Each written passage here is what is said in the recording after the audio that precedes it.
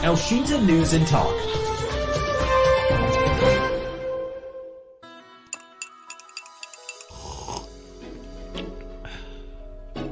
Power Breakfast. Mereka disebut sebagai penjaga Laut Nusantara. Tentu tak berlebihan jika sebutan itu dialamatkan kepada Badan Keamanan Laut atau Bakamla. Tugas dan tantangan harus diselesaikan setiap waktu, mulai dari kasus pencurian ikan yang dilakukan oleh kapal-kapal asing di perairan Indonesia, kemudian penyelundupan narkoba, hingga menjaga kedaulatan di perairan kita. Bersama unsur terkait, mampukah Bakamla, Badan Keamanan Laut, menjawab tuntutan masyarakat akan kedaulatan wilayah Indonesia di Laut Nusantara? Pendengar Power Breakfast pagi ini bersama Kepala Badan Keamanan Laut Republik Indonesia, Laksamana Madya TNI, Dr. Aan Kurnia. Nanti kami buka line telepon juga untuk Anda di 0215869000, SMS atau WhatsApp di 0811806543.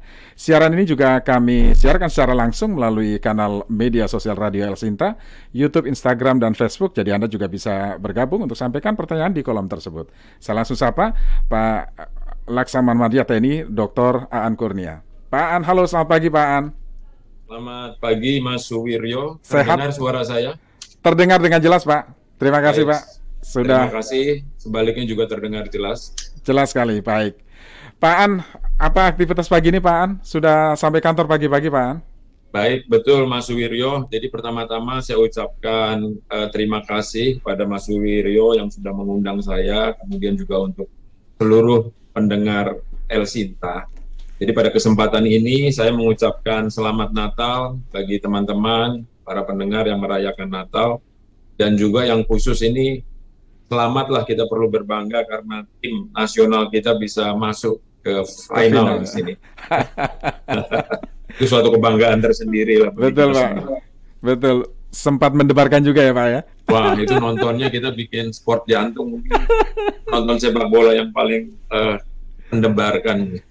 Jadi kemarin sempat menyaksikan juga ya Pak? Apa tahu jangan-jangan nggak pernah absen nih Pak timnas kita main? Betul, itu saya rasa seluruh masyarakat Indonesia pasti bangga lah. Apalagi, waduh, ada banyak titik-titik kritis tuh yang bikin kita sport jantung di sini. Ternyata banyak juga yang merasakan hal yang sama Pak Aan. Iya Pak Aan, apa kabar laut kita pagi ini Pak Aan? Alhamdulillah sampai saat ini perairan Indonesia dan yurisdiksi Indonesia ini aman terkendali. Jadi sampai saat ini Bakamla RI dengan TNI Angkatan Laut tetap menjaga lautan kita. Dan baru saja kemarin saya menangkap lagi satu kapal ikan berbendera Vietnam. Walaupun memang kadang-kadang masih ada kapal-kapal, khususnya kapal Coast Guard Tiongkok yang lewat di tempat. Tapi selalu kita bayangi di sini. Iya. Oke, memang itu yang tak pernah terhindarkan Pak ya, hampir setiap saat artinya Pak Aan ya. Betul. Nah, tapi kita juga harus mengerti di sini tentang aturan main atau aturan tentang hak berdaulat dan berdaulat. Karena di ZEE maupun landas kontinen kita punya hak berdaulat di sana, yang mana ketentuannya ini beda dengan wilayah teritorial kita. Ya, baik. Pak Aan, sebelum lanjut ke zona eksklusif ekonomi kita Pak Aan, aktivitas pagi ini seperti biasa. Apa memang sudah ada perubahan semenjak pandemi, Pak Aan? Memang sejak ada pandemi, kita mengikuti arahan dari pemerintah pusat. Jadi waktu puncak-puncaknya pandemi, kita yang masuk kantor, kita bagi, ada yang work from home, ada yang work from. Jadi kita bagi 50-50 lah. Nah, tapi sekarang alhamdulillah sudah membaik, jadi kita masuk secara normal, tapi tetap aturan untuk bermasker, jaga jarak, cuci tangan ini tetap kita lakukan. Iya. Kalau yang di kantor ada pembagian menyesuaikan dengan peraturan pemerintah, kalau di laut tidak ada pengurangan ya Pak Aan ya? Betul. Kalau yang di laut ini tetap kita kondisi seperti saat ini maupun situasi dalam COVID saat tinggi-tingginya, kita juga tetap melaksanakan patroli dan mengawal laut. Iya. Pak, kalau pagi hari masih menyempatkan untuk menyimak beberapa informasi, perkembangan informasi dari media, Pak Aan? Oh, pasti. Saya langganan koran banyak, mungkin ada 5-6, kemudian juga khususnya El Sinta, kalau saya berangkat dari rumah, Ke Ya. kantor saya di mobil selalu mendengarkan El Sinar. Terima kasih Pak An. Ya paling tidak itu bisa mengetahui perkembangan terkini ya, kejadian apapun Betul, yang betul. terjadi dengan masyarakat. Nah, kemudian aktivitas pagi masih menyempatkan olahraga barangkali atau sarapan bersama dengan keluarga sebelum ke kantor Pak An? Ya, tentunya kita sebelum berangkat, saya dengan istri kita sarapan bersama, kemudian karena anak-anak saya sudah besar, sudah tidak ada yang di rumah, ya ada hanya satu. Mm-mm. Kemudian kalau di kantor, saya biasanya sampai kantor jam 7 atau setengah 8, karena setiap hari Selasa sampai Jumat, saya selalu olahraga dengan seluruh staf saya. Mm-mm. Jadi memang itu yang selalu dilakukan rutinitasnya Pak An ya, pagi Betul. hari datang ke kantor. Kalau pulang tentatif ya Pak, menyesuaikan Ya, dengan. tentatif menyesuaikan, Hmm, jam 5, jam 6 kita pulang. iya. Masih sering di laut Pak mendampingi prajurit Pak? Masih, masih. Kita kalau memang ada hal-hal yang memang perlu atensi khusus, saya akan uh, Turun langsung ya. on-board di kapal dan Hmm, turun langsung. Seperti kemarin, saya baru kembali juga dari Batam, dari Natuna sana. hmm. Di Batam dan perairan Natuna bagaimana Pak kondisinya Pak? Kondisi aman terkendali, kemudian kita juga saya bersyukur di sini. Kenapa? Karena konsep strategi yang kita tawarkan ke pemerintah ini kelihatannya sudah berjalan. Jadi untuk mengamankan Laut Natuna Utara ataupun semua perbatasan laut ini tidak bisa hanya simbol-simbol negara saja yang hadir.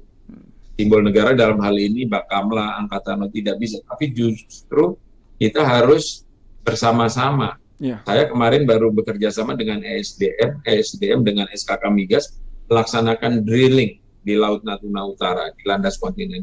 Hmm. Kemudian juga yang masih PR kita ini, saya mendorong nelayan-nelayan kita untuk hadir di sana. Selama ini saya selalu menangkap kapal ikan asing.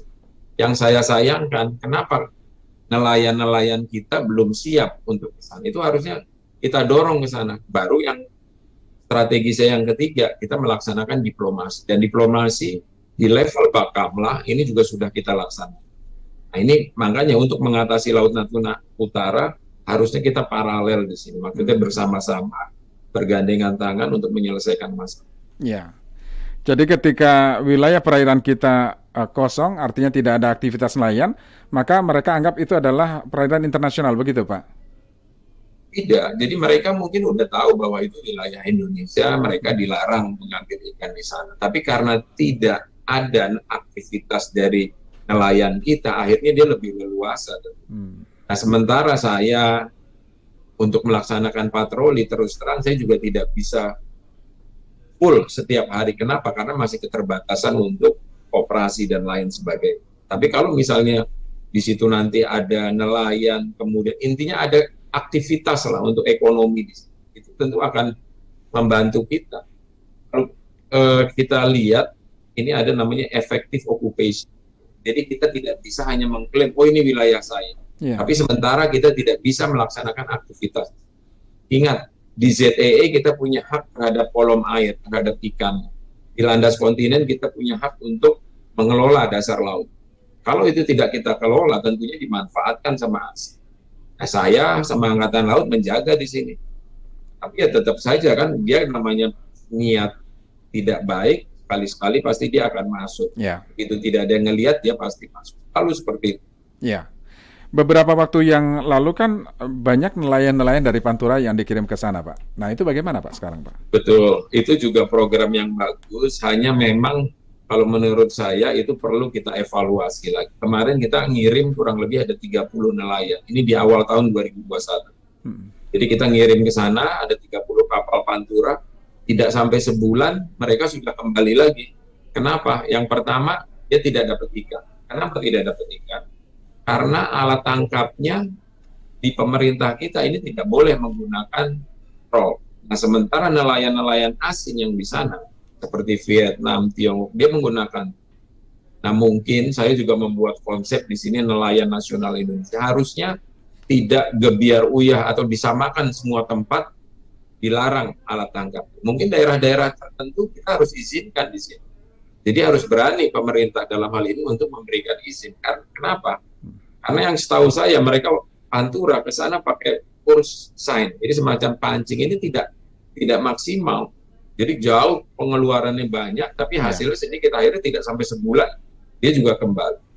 Nah, ini saya juga punya konsep ini untuk membuat nelayan nasional Indonesia. Kemarin sudah saya paparkan ke Kemhan juga menyambut baik, kemudian NSI juga menyambut baik, jadi ada komunitas nelayan Indonesia yang juga menyambut baik. Jadi memang harus mendapat perhatian khusus dari pemerintah. Jadi dia tidak berpikir profit oriented, tapi justru mereka hadir di daerah klaimnya Indonesia. Itu yang kami harapkan sebetulnya. Oke, baik. Pak Aan, kita sapa pendengar dulu. Sudah ada Pak Citra di Bogor. Pak Citra, silakan Pak Citra. Selamat pagi Pak Aan, nama dia. Ya. Selamat pagi Pak Citra. Ya, Pak Aan, saya mencermati ya, Bakamla sejak awal dulu dipimpin oleh Laksamania Purnawirawan Desi Albert Mamahit sampai Pak Aan terakhir, saya belum pernah melihat itu Pak, penerapan alat kontrol berupa zone tanpa awak, jadi memudahkan biar nggak sering ke lapangan gitu. Jadi kan lebih bagus lah, dalam artian tanpa kita harus ke sana untuk nakut-nakutin nelayan, pencuri ikan juga, dan lebih efektif dan efisien ya. Iya gitu ya. Harapan drone ya. Untuk kontrol dan memastikan semua, dan ini. Pak, satu lagi Pak, saya mau nanya Pak, ini mungkin di luar konteks Bakamla. Apakah memungkinkan Pak di TNI Angkatan Laut itu dipimpin oleh seorang jenderal TNI marinir Pak? Saya belum pernah lihat Pak. Baik, nanti itu keputusan seorang pelaut dipimpin oleh seorang marinir, itu aja. Ya. Oke, terima kasih Pak Citra. Pak An, langsung ditanggapi Pak. Baik, terima kasih Pak Citra, salam sehat ya di Bogor. Wah, ini hujan terus di Bogor ya. Baik, untuk masalah drone ini udah masuk juga ke rencana strategisnya Bakamla. Jadi Pak Citra nggak usah khawatir, drone adalah bagian dari alat indera pengamat kita. Saya juga sudah punya berbagai macam alat lah. Jadi setiap kapal kita bisa deteksi anytime. Memang masih ada beberapa gap atau beberapa yang masih belum bisa, khususnya kalau dia mematikan ice. Tapi alhamdulillah sampai saat ini kita masih sudah bisa ngontrol. Nah, cuman drone ini juga memang masuk ke renstra kita. Ini insya Allah tahun depan ini bisa masuk untuk memperkuat Bakamla maupun teman-teman dari TNI AL dan lain sebagainya. Jadi konsep itu udah masuk ke rencana strategis Bakamla. Kemudian kenapa Jenderal Marinir nggak bisa pimpin Angkatan Laut? Jadi saya perlu cerita Pak Citra. Jadi di Angkatan Laut ini, kalau kita sekolah di AL, Akademi Angkatan Laut atau AKAB, itu kita penjurusan ada 5 korps. Korpsnya pelaut, teknik, elektro, supply, dengan marinir.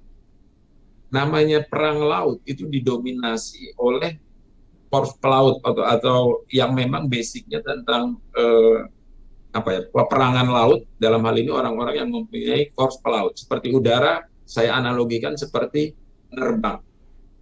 Sampai di sini paham ya Pak Citra. Jadi saya bukan mengecilkan marinir, tidak, tapi bagaimana dia mengerti tentang perang laut. Karena perang laut ini 3 dimensi, ada peperangan atas air, ada peperangan anti udara, ada peperangan darat. Nah, sedangkan teman-teman dari marinir, dia fokusnya hanya untuk peperangan darat saja.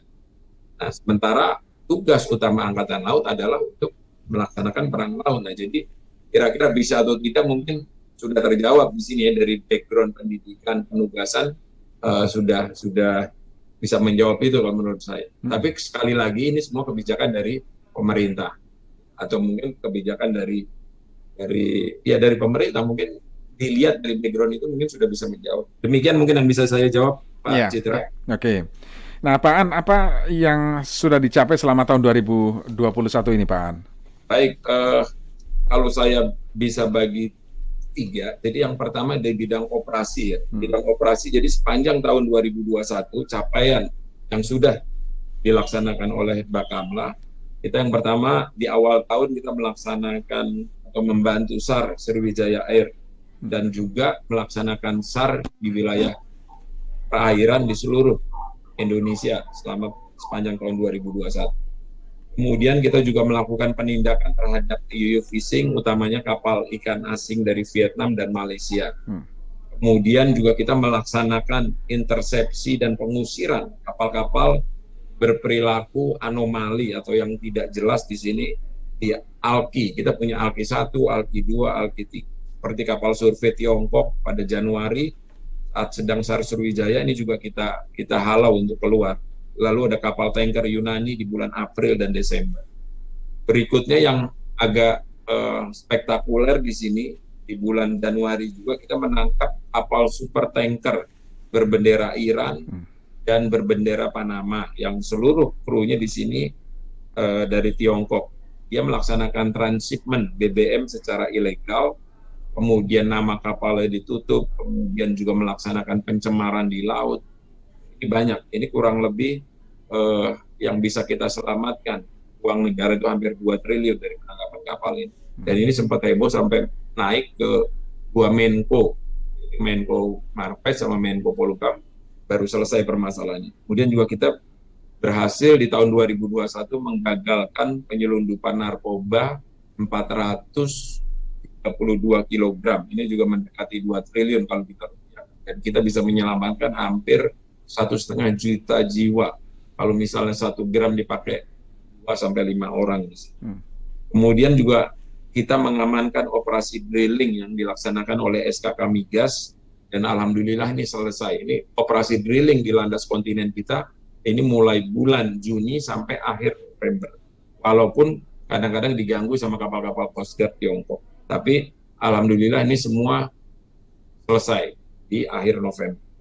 Kemudian baru saja minggu kemarin kita bisa bekerja sama Dirjen Pajak. Jadi ada kapal yang tidak melaksanakan kewajiban pajaknya. Kapal ini lari ke Filipina, kemudian lari ke Tiongkok, kemudian mau lari ke Madagaskar. Pada saat melintas di Laut Natuna Utara ini kita amankan. Dan sekarang masih proses. Ini hampir 33 miliar lebih yang bisa kita amankan. Kemudian untuk hubungan kerjasama Bakamla selama tahun 2021, kita membangun trust and capacity building dengan Coast Guard dari 19 negara. Kita melaksanakan pelatihan, kemudian pendidikan, dan juga membuat kerangka bilateral atau multi-ASEAN Coast Guard meeting. Ini diinisiasi oleh Bakamla, dan insya Allah nanti awal tahun depan kita laksanakan di Batam. Kemudian juga kita dalam bidang kebijaksanaan strategi, saya menyusun rekomendasi strategi di Laut Natuna Utara. Itu yang tadi saya bilang. Jadi Laut Natuna Utara ini tidak bisa kita selesaikan sendiri. Yang pertama, simbol negara harus hadir. Siapa? Angkatan Laut Bakamla. Yang kedua, aktivitas ekonomi harus jalan. Siapa? Nelayan harus hadir di sana. SKK Migas, ESDM itu juga harus melaksanakan kegiatan. Bahkan akademisi juga harus melaksanakan penelitian. Karena setahu saya sudah lebih dari 30 tahun yang lalu penelitian terakhir tentang Laut Natuna. Dan yang ketiga baru peran diplomasi ini dimainkan. Di level menteri, di level Bakamla, di level Angkatan Laut, dan sebagainya untuk menjaga keamanan di Laut Natuna Utara. Kemudian kita juga menyusun strategi pengawasan dan pengamanan maritim nasional. Kita juga menyusun konsep nelayan nasional Indonesia. Ini yang saya bilang tadi. Saya membuat konsep ini, jadi nelayan kita tidak khusus yang di Laut Natuna Utara. Ini tidak berpikir utamanya profit oriented, kalau perlu mendapat insentif dari pemerintah sehingga mereka hadir. Ini sudah dilaksanakan oleh beberapa negara. Ini untuk melaksanakan klaim wilayah kita. Karena kalau tidak, ini tidak maksimal hasilnya. Kemudian yang terakhir, yang membanggakan, kami mencapai penilaian WTT dari BPKRI dan juara 1 dan 3 dalam BKN Award. Karena perlu diketahui oleh Mas Wiryo, tadinya Bakamla mulai 2016 sampai 19 ini mendapat penilaian dari BPK disclaimer atau yang paling rendah.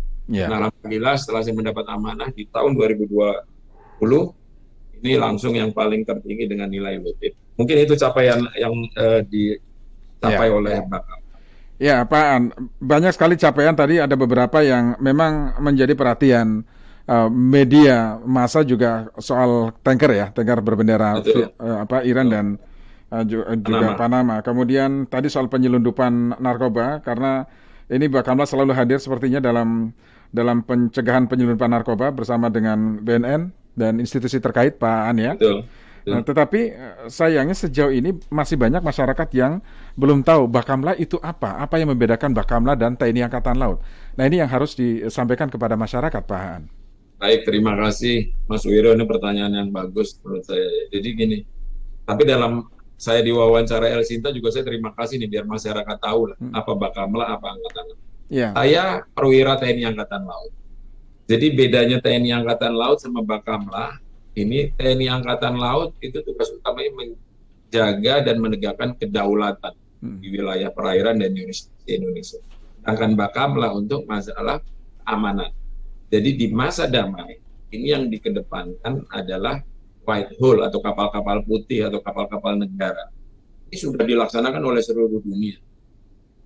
Amerika punya Coast Guard, Vietnam, bahkan Tiongkok mengganggu klaim negara-negara yang mereka klaim itu dengan Coast Guard-nya, bukan dengan kapal-kapal angkatan.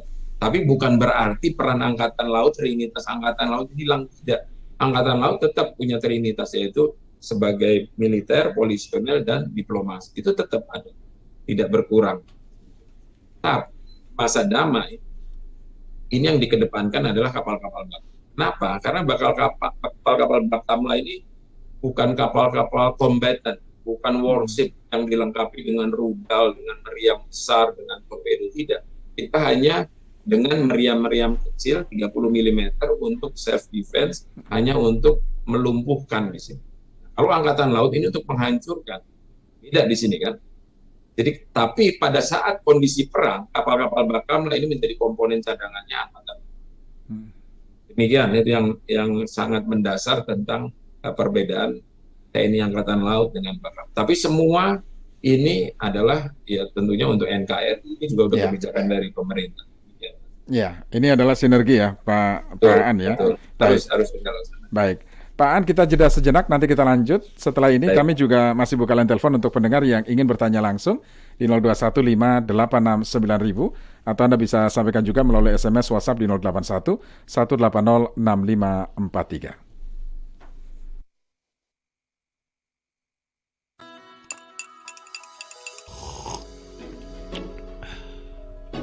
Power Breakfast.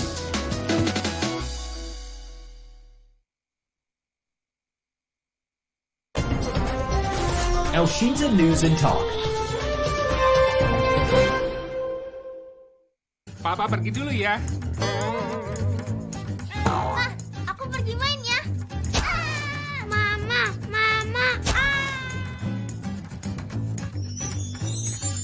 Papa pergi dulu ya. Aku pergi main ya. Mama, nih. Keadaan memang sudah membaik, tapi kita tetap harus hati-hati dan tetap memakai masker. Tapi kan kita udah divaksin 2 kali, Ma. Iya sayang, vaksin memang dapat melindungi kita, tapi perlindungannya belum 100%. Biar 100% kita tetap harus pakai masker. Tetap waspada, COVID-19 masih ada. Tetap waspada, COVID-19 masih ada. Ayo pakai masker, ayo cepat vaksin.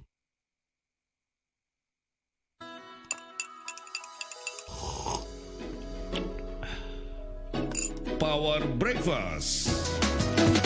Pendengar, terima kasih Anda masih bersama kami dan Power Breakfast masih kami hadirkan kepada Anda. Narasumber kita adalah Kepala Badan Keamanan Laut Republik Indonesia, Laksamana Madya TNI Dr. Aan Kurnia. Kami masih buka line telepon untuk Anda di 0215869000, SMS WhatsApp di 0811806543. Pak Aan, sebelum saya sapa pendengar, saya baca tanggapan dari pendengar di Facebook. Pak Aan, ada Pak Tri Moharjo. Selamat pagi El Sinta, selamat pagi Pak Aan Kurnia. Saya hanya mengapresiasi saja, tetap semangat dan sehat selalu buat Bapak dan seluruh jajarannya. Nah, ini tanggapan dari Pak Tri Moharjo di Facebook El Sinta. Kemudian ada Pak Rio di Cibubur, Jakarta Timur. Silakan Pak Rio. Selamat pagi Pak Aan. Ya, Selamat silakan pagi Pak Rio. Iya, saya mau tanya Pak, dengan hegemoni China sekarang yang begitu besar, ingin menaruh pengaruh di Asia, juga di dunia. Dan kita jujur saja bahwa ekonomi Indonesia juga saat ini tanda kutip sangat bergantung kepada China ya Pak ya. Dan ada satu orang Menko yang sangat dekat dengan China, sehingga kadang-kadang kami orang awam rakyat melihat ada pertentangan antara kerja penjaga pantai dan laut kita, Bakamla dalam hal ini, dengan kebijakan investasi kita.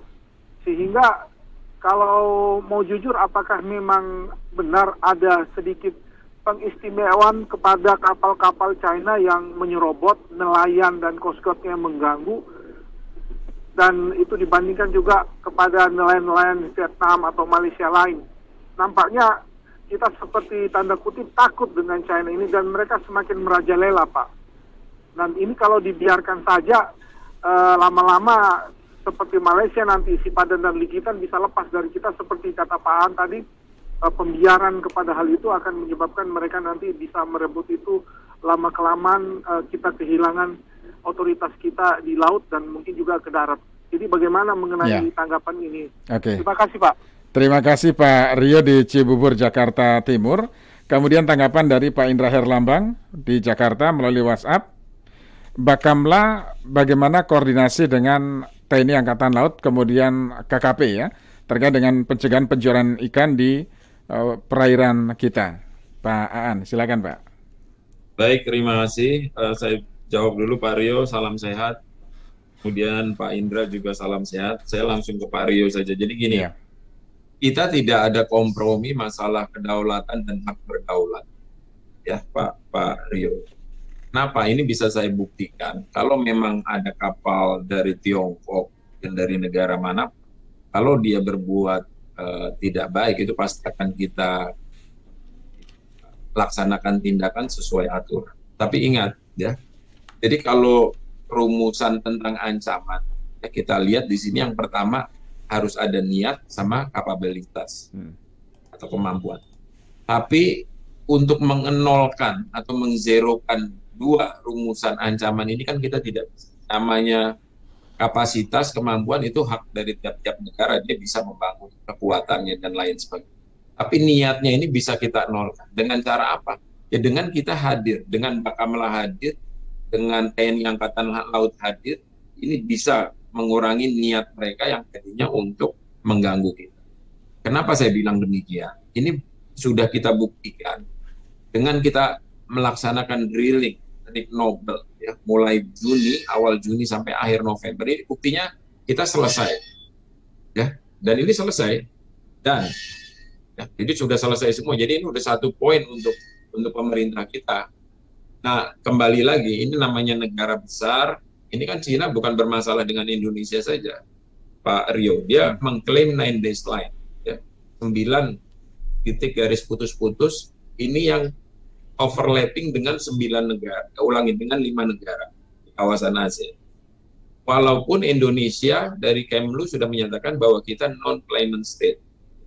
Tapi kenapa? Karena Tiongkok begitu ditanya 9 days line ini, di mana koordinatnya? Dia tidak bisa menjawab sampai sekarang. Dia berdasarkan tradisional fishing ground, jadi berdasarkan nenek moyangnya nyari ikan. Itu jadi zaman-zaman dulu lah, dahulu kala mungkin orang tuanya, nenek moyangnya itu mencari ikan sampai itu. Tapi kan tidak bisa di aturan internal. Terus pertanyaannya, hukum internasional ini ada sanksinya atau kalau dia negara ini melanggar? Tidak ada. Hanya kebiasaan internasional, kalau memang dia salah, akhirnya nanti akan dikucilkan oleh negara-negara. Jadi ibaratnya kalau kita mau gaul atau mau bergaul dengan siapapun, mari kita taati aturan internasional. Kalau dia tidak bisa mentaati, harusnya nanti dia akan tersingkir dari komunitas internasional. Kelihatannya juga Tiongkok demikian. Kita lihat Filipina sudah pernah mengkomplain, bahkan memperkarakan ini sampai ke pengadilan internasional, dan kalah Tiongkok. Buktinya apa? Tiongkok tetap saja melakukan. Tapi sejauh ini, Pak Rio, nggak usah khawatir, Angkatan Laut dan Bakamla tetap menjaga. Kita walaupun dia lintas, ya selalu kita bayang-bayangin. Ingat, di ZEE kita, di landas kontinen kita, negara kita hanya punya hak berdaulat. Jadi kalau kapal-kapal asing itu melintas lewat, boleh-boleh saja. Yang penting dia tidak melaksanakan kegiatan. Dan juga kemarin pada saat drilling di landas kontinen kita, rig Nobel yang dilaksanakan oleh SK kami ini tidak diganggu secara fisik. Mungkin akan lain ceritanya kalau misalnya drilling stop, tidak boleh. Kita juga pasti nanti akan melaksanakan kegiatan. Tapi kita juga bergaul kan tetap. Kalau memang Tiongkok ada melanggar yang etika atau yang lain sebagainya, ini saya tidak tinggal diam, Pak Rio. Jadi selain kita komunikasi untuk mengusir mereka, kalau mereka tetap tidak mau, saya akan report ke Kementerian Luar Negeri. Ini nanti akan ada protes secara diplomatik di sini. Dan bahkan setahu saya itu perwakilan Cina yang ada di Jakarta udah pernah dipanggil untuk menanyakan ini oleh Ibu Menlu.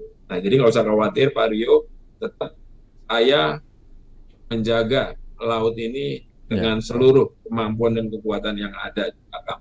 Tapi kalau 1-2 melanggar itu ya tetap menjadi perhatian kita juga. Saya justru ingin meningkatkan kemampuan Bakamla sama Angkatan Laut di sini. Jadi betul-betul bisa mengawal ini. Ya. Baik, selanjutnya ada Pak Agustinus di Bogor dan Pak Hari di Cempaka Putih, Jakarta. Pak Agustinus, silakan Pak Agustinus. Selamat pagi, Pak. Iya, pagi Pak Agus. Saya hanya mau bertanya saja, apakah kemampuan TNI Angkatan Laut kita untuk menjaga zona laut kita itu secara fisik sudah cukup atau belum ya? Karena kalau memang belum, sebaiknya harus ditambah ya kapalnya atau drone-nya, karena kita tahu kan bagaimana aktifnya Tiongkok di dalam masalah kelautan ini. Yang kedua, apakah kebijaksanaan Menteri Susi beberapa waktu yang lalu dengan menenggelamkan kapal-kapal yang mencuri itu, apakah drone kita juga diperlengkapi dengan alat untuk menghancurkan kapal-kapal pencuri itu? Baik. Itu aja, Pak. Makasih. Ya, terima kasih Pak Agustinus di Bogor. Pak Hari di Cempaka Putih, silakan Pak Hari. Selamat pagi Mas Wiryo. Pagi Pak Hari. Selamat pagi Jenderal Aan. Ya. Jadi selamat pagi. Pak Aan, kalau di Natuna itu kan banyak migasnya ya di bawah laut itu, lahan laut dalam. Itu dulu tahun 90 itu udah dipamerkan di IPA itu di Senayan itu, di JCC, Jakarta Convention Center. Jadi itu udah mau dieksplorasi, eksplorasi dan eksploitasi oleh ESO, tapi nggak jadi. Kemudian diteruskan oleh Exxon, tapi dengan teknologi canggih ya, dan itu mereka negosiasi. Nah, kemudian berubahlah Undang-Undang Migas tahun 2001 nih ya. Nah, sebelumnya itu tahun 80 udah ada Pak Gulf Resources, kemudian dibeli oleh Conoco.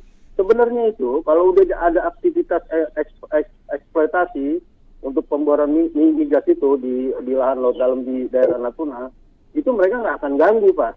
Gitu. Jadi mereka udah tahu ini yang punya Indonesia gitu, dan dikelola oleh negara, dalam hal ini Pertamina. Mereka juga nggak berani. Nah, sekarang ini susah, jadi harus ada aktivitas seperti itu. Nah, sekarang kan investor migas nggak ada yang mau datang karena undang-undang migasnya udah bukan yang ngelola, bukan Pertamina lagi, udah tidak dikasih kuasa pertambangan. Itu yang pertama Pak. Yang kedua itu ship to ship ya, untuk penyelundupan minyak itu sebenarnya bisa dipantau ya oleh shipping tracking dari SKK Migas punya tuh Pak di Emergency Response Center dulu ya. Waktu saya pernah lihat tuh di situ di lantai 28 itu bisa oil spill tracking itu bisa, dan mereka berkoordinasi dengan Angkatan Laut. Dulu pernah saya melihat ya terlibat dengan ini ada yang diundang tuh dari Angkatan Laut, yang datang itu Pak Desi Mamahit. Jadi berkoordinasi dengan shipping tracking itu bisa kelihatan Pak aktivitas pemboran yang ada di Arko, di Kerawang Utara, kemudian di Poinnya adalah sebetulnya ini sangat membantu Bakamla begitu ya dalam memata-matai kira-kira begitu ya. Berkoordinasi sama itu pakai satelit. Saya rasa juga Bakamla juga punya gitu. Terima kasih Pak An, Mas Tito. Terima kasih Pak Hari di Cempaka Putih. Sebelum ditanggapi saya sambung beberapa tanggapan melalui WhatsApp, diantaranya dari Pak Sudiono Sarjono. Di Natuna harus ada kegiatan ekonomi, Indonesia jangan seperti Tempo dulu, begitu ada sengketa malah kita minggir, jadi kita yang kalah ya. Kemudian saya mendukung dengan apa yang disampaikan Pak Aan, bahwa harus ada kegiatan ekonomi di sana ya. Karena kalau ada kegiatan ekonomi di sana artinya itu sah milik kita. Ibu Umin, jika lalu lintas di jalan raya saja sudah bisa melakukan pelanggaran seperti remaja berkendara dan lain sebagainya. Kalau di laut itu bagaimana ya Pak? Soal pelanggaran-pelanggaran yang terjadi di wilayah laut itu seperti apa saja? Nah, ini beberapa tanggapan dan pertanyaan pendengar. Silakan Pak Aan. Baik, terima kasih para pendengar. Saya coba lihat catatannya. Pak Hari belum jawab ya. Mungkin dari Pak Hari, kemudian dari Pak Sarjono sama Pak Agustinus ya. Pak Agustinus ya. Ya. Baik, jadi dari yang pertama dari Pak Agustinus ini kemampuan angkatan laut sudah cukup, kemudian kejahatan menenggelamkan ini seperti apa? Jadi gini, Pak Indra juga belum dijawab. TNI KKP koordinasi betul. Ya. Ini Pak Indra ya. Jadi kita di laut ini saya Bakamla. Saya setiap bulan melaksanakan rapat koordinasi tentang keamanan laut. Yang tadinya belum pernah kita laksanakan, ini sudah hampir 8 bulan berjalan. Dan alhamdulillah kita selalu sharing informasi di sini, baik di dalam negeri maupun di luar negeri. Kemudian yang punya kewenangan sampai di wilayah yurisdiksi Indonesia, yaitu ZE sampai landas kontinen, ini Angkatan Laut, KKP, dan BAK. KKP hanya fokus ke masalah kapal-kapal ikan. Ini kita selalu berkoordinasi.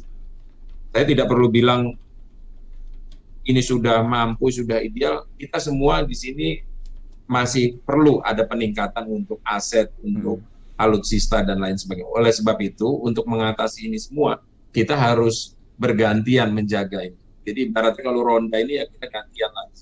Tidak bisa kita ronda sendirian, karena memang perlu ditambah.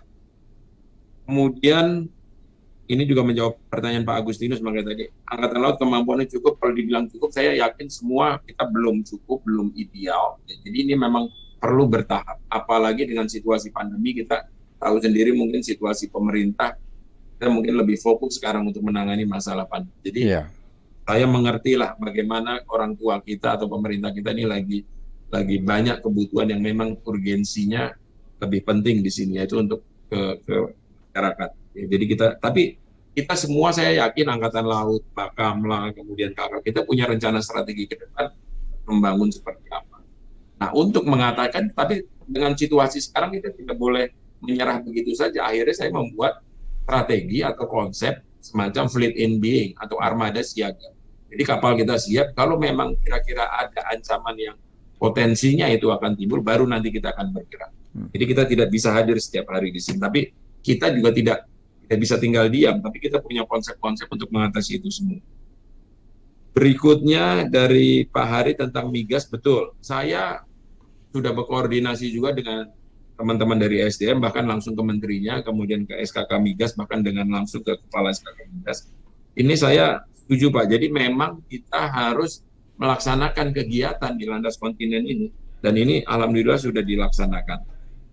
Kemudian masalah oil spill tracking, kita juga punya di sini Pak alat-alat itu, peralatan itu, tapi juga kadang-kadang di sini kalau memang masih efektif, kita selalu berkoordinasi.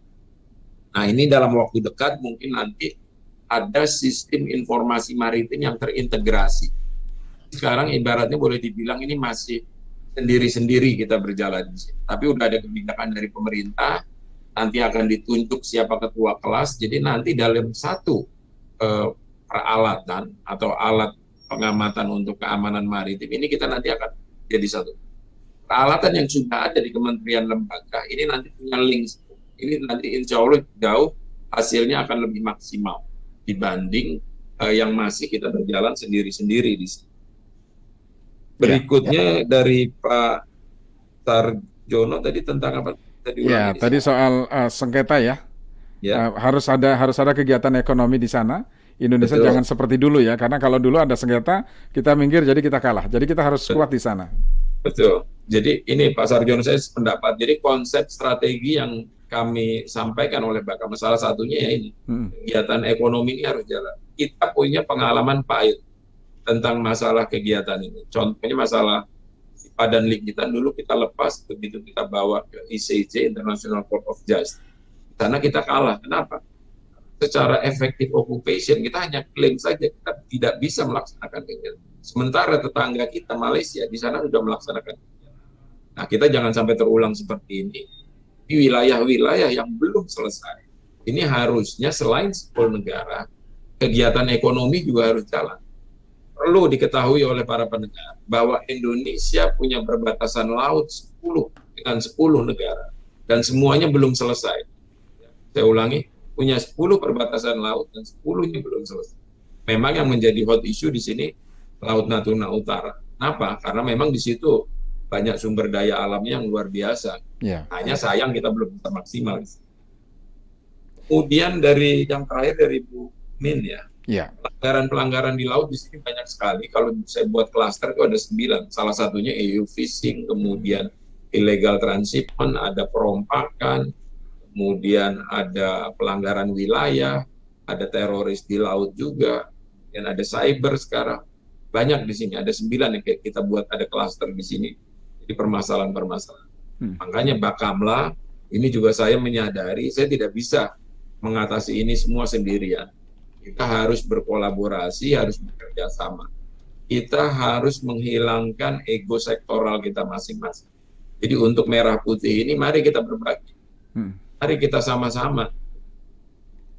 Demikian mungkin Mas Irian. Pak An, prospek 2022 nanti akan seperti apa Pak Bakamla, Pak?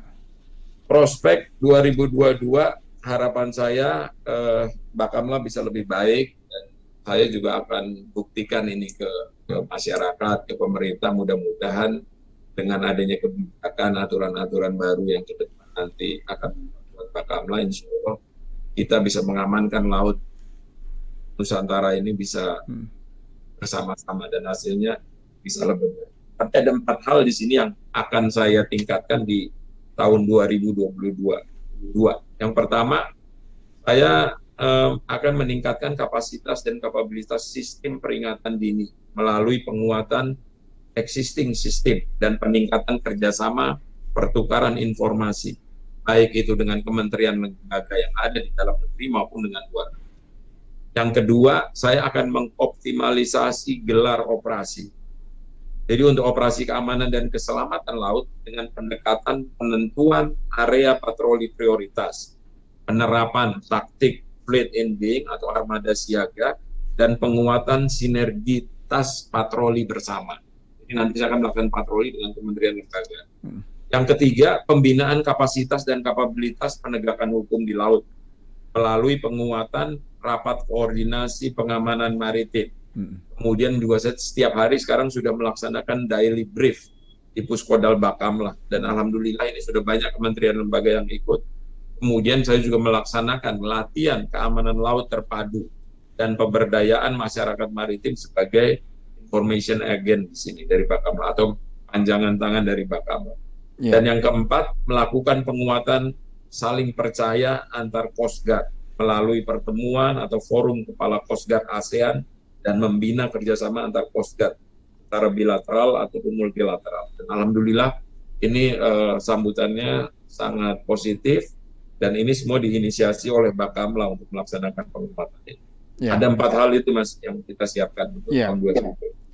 Iya, Pak An, sebagai negara maritim ya Pak An, tentu kekuatan kita di laut harus mumpuni Pak An, utamanya dalam patroli.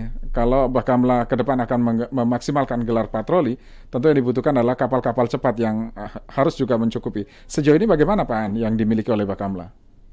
Bakamla sekarang kondisinya kita punya kapal besar juga, kemudian yang sedang sama yang kecil. Sekarang kondisi Bakamla kalau saya bilang mungkin antara 30-40%. Kalau kita ngomong ideal. Ini bisa Mas bayangkan, kalau memang ideal kita ngomong 100%, sekarang kondisi Bakamla 30%. Tapi saya tetap ini berupaya untuk menambah tiap tahun bisa melengkapi. Jadi dengan 30-40% saya bisa menyampaikan apa yang sudah dihasilkan oleh Bakamla. Ya, kalau memang saya ditambah, ini insya Allah bisa lebih baik lagi dari sekarang. Iya, mudah-mudahan itu bisa terrealisasi ya Pak An ya, sehingga lebih maksimal dalam menjaga Laut Nusantara. Nah ini soal lain nih Pak An, ya yang kita ketahui kan Pak An Jenderal Bintang 3. tapi pendidikannya juga tinggi. Kira-kira apa lagi nih Pak yang masih terus akan dicapai nih Pak Aan? Jadi gini Mas, saya kan background saya besar di laut ya. Saya boleh dibilang hampir penugasan saya ini hampir 25 tahun di laut. Tapi ini jauh lebih sempurna kalau memang saya bisa menambah pengalaman saya ini dengan pendidikan yang formal. Jadi saya lahir sebagai perwira Angkatan Laut memiliki pengalaman di bidang operasi militer, khususnya keamanan laut. Tapi pengalaman ini membentuk paradigma berpikir saya. Tapi ini tentu juga perlu untuk diselaraskan dengan konsepsi teoritis, sehingga saya dapat memberikan ya kelengkapan atau kritik terhadap pemikiran saya sendiri yang dibangun dari pengalaman tugas. Harapannya tentunya dengan saya sambil bertugas ini sekolah lagi memiliki paradigma atau cara berpikir saya yang jauh lebih baik, dan tentu saja akan memberikan ketepatan dan kebaikan dalam setiap pengambilan keputusan saya. Bukan hanya experience tapi juga knowledge ini yang harus dimiliki oleh seorang pemimpin ini kalau menurut saya. Jadi kita tidak bisa pengalaman saja, tapi teori, bukan teori militer saja, tapi disebarkan dengan teori-teori akademis yang dukung. Ya, setidaknya ini bisa jadi teladan ya Pak, contoh bagi yang lain untuk tidak cukup hanya dengan pangkat dan jabatan, tetapi harus dibekali juga karena untuk masa yang akan datang bila perlu Pak Aan. Nah, kemarin Oktober berhasil mempertahankan disertasi, meraih gelar doktoral Pak di sidang terbuka. Nah, itu apa disertasinya Pak? Jadi disertasi yang saya buat ini judulnya pengaruh strategic management skill dan strategic kolaboratif dynamic terhadap organizational performance yang dimediasi oleh good corporate governance pada Badan Keamanan Laut Republik Indonesia. Ini latar belakang saya ngambil judul ini adalah saya membuat pada saat kebetulan saya menjabat di Bakamla, saya rasakan perlu adanya langkah optimalisasi pada organisasi, khususnya setelah saya menerima pencerahan dari dosen-dosen saya di Trisakti, karena saya mulai kuliah ini di tahun 2018 sampai akhir 2020. Kemudian saya melihat, karena situasi di Bakamla ini agak menarik ini Mas. Jadi Bakamla ini kan terdiri dari multi input. Jadi ada personil penugasan dari TNI, Polri, kementerian lembaga, ada juga dari ASN. Semuanya ada di situ ya Pak? Betul. Kemudian struktur organisasi yang berbentuk fungsional, ada kecenderungan masing-masing fokus pada tugas dan fungsinya, sehingga diperlukan keterampilan-keterampilan tertentu dalam kepemimpinan ini. Jadi itu sebabnya saya mencoba menguji apakah hipotesa saya tersebut benar. Jadi setelah kita uji hubungan antara strategic management skill dan strategic kolaboratif dynamic terhadap kinerja Bakamla, ini hasilnya alhamdulillah bisa lebih baik dan bisa Mas lihat sekarang. Demikian. Kemudian juga ada menjadi kebaruan atau novelty. Jadi saya kalau selama ini yang menjadi mediator umumnya kepemimpinan, saya mencoba pendekatannya yaitu good corporate governance, yang saya coba membangun suatu kondisi tata kelola yang kuat. Tata kelola yang kuat, tata kelola yang bersih, sehingga wajar ya laporan keuangannya juga clean and clear. Alhamdulillah. Jadi ini selama 4 tahun berturut-turut kita mendapat penilaian disclaimer dan alhamdulillah, puji Tuhan, tahun kemarin sejak saya mendapat amanah ini kita langsung mendapat predikat yang paling tinggi. Tapi sekali lagi ini bukan kerja saya, tapi kerja semua personil Bakamla. Tim Bakamla lah yang mengerjakan ini. Kan hanya dirijennya saja yang semua yang kerja, anak buah saya luar biasa. Saya juga sangat apresiasi dengan mereka. Baik, capaian ke depan kira-kira apa nih Pak yang masih ingin diraih Pak? Yang ke depan tentunya saya ingin terus berkarya untuk NKRI, khususnya dalam bidang yang saya tekuni, yaitu maritime security dan juga strategic management. Ke depan saya ingin memberikan kontribusi bagi negara melalui pemikiran tentang bagaimana membangun Indonesia untuk menjadi poros. Baik. Ada satu moto di Bakamla yang mungkin perlu didengar oleh pemirsa semua mungkin. Jadi itu guarding the sea for our future. Jadi menjaga laut untuk masa depan kita. Ya. Bukan untuk kita, tapi untuk nanti anak cucu kita ke depan. Ya, baik. Demikian, Mas. Jadi sebutan penjaga laut Nusantara sangatlah tepat ya, Pak An, ya, untuk Bakamla ini. Betul. Baik, Pak An, terima kasih. Sehat selalu, Pak An. Sukses. Sama-sama, Mas. Terima kasih. Salam sehat Salam untuk sehat. seluruhnya. Peringkat demikian tadi Kepala Badan Keamanan Laut Republik Indonesia, Bakamla RI, Laksamana Madya TNI, Dr. Aan Kurnia. Elshinta News and Talk.